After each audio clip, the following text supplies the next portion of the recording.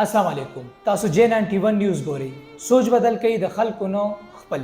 د خیبر پختونخوا په ضلع کرم کې چې دوه قبیلو ترمنځ جنگ روان دی او په دې جنگ کې تر اوسه پورې شپږ کسان مړه دي او په دې کې د 40 نه سیوا کسان چې کوم دی هغه پکې ژوبل شوي دي او کوم دغه 40 کسان د پاڼه چنار چې کوم هسپتال دی هغې ته منتقل کړي دي او اډمټ کړي دي د پاڼه چنار چې کوم دغه هسپتال دی چې په کوم کې فیسیلیټیز هم دي هغې کې په بډ باندې ځای کم شوی دی د 40 دا تعداد دومره زیات او ورځ ورځه چې کله جنگ شدت اختیاري نو زخمیانو کې هم اضافه مخته راځي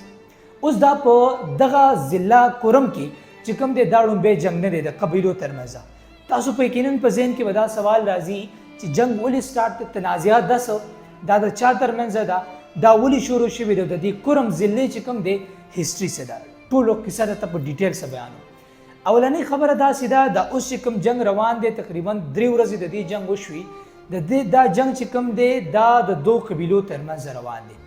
او دا جنگ چې کوم دی دا په علاقه یعنی دا په ځمکه باندې دی د ځمکې تنازع ده تاسو د دې خبره پته چې دا کرم ضلع چې کومه ده دلته کې په اوبو دلته په غر باندې دلته په ځمکه باندې دلته په ځنګل باندې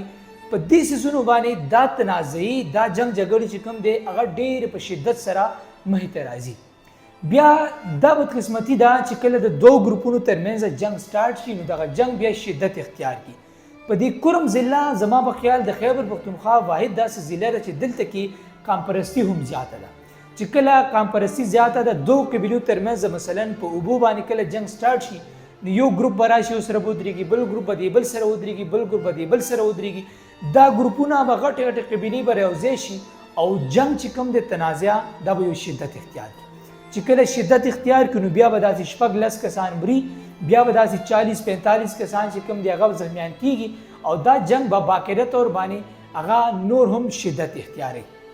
اوس چې کومه دا په ځمکه باندې لانجه سټارټ 3 ورځې وشولې او هغه باقاعده طور باندې شدت اختیاري په دې جنگ کې د راکټو استعمال کیږي د جدید اسلحې استعمال کیږي د ګولبارې استعمال کیږي د یو سایډ نم چې کوم دی فایرینګ وي د بل سایډ نم فایرینګ وي او دا جنگ چې کوم دی مسلسل داسې روان وي تاسو ته دا پته چې د کرم چې کومه ضلع ده دلته کې دوه ګروپونه چې کوم دی مین هغه دی شیعه او سنی دلته کې دوه قبیلې یو داسې چې کوم دی نسلونه هم اوسېږي چې یو شیعه دی او بل چې کوم دی هغه سنی دی د دې شیعه او سنی ترمنځ هم په وړو وړو خبرو باندې جنگ جګړې را روانې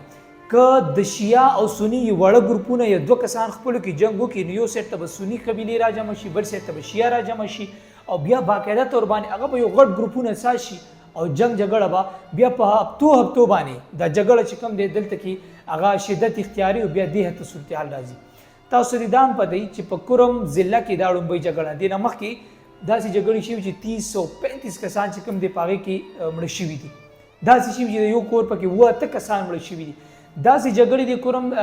ضلع کې شوي دي چې په غر باندې جګړې د یو سایډ نم فایرینګ وي د بل سایډ نم فایرینګ وي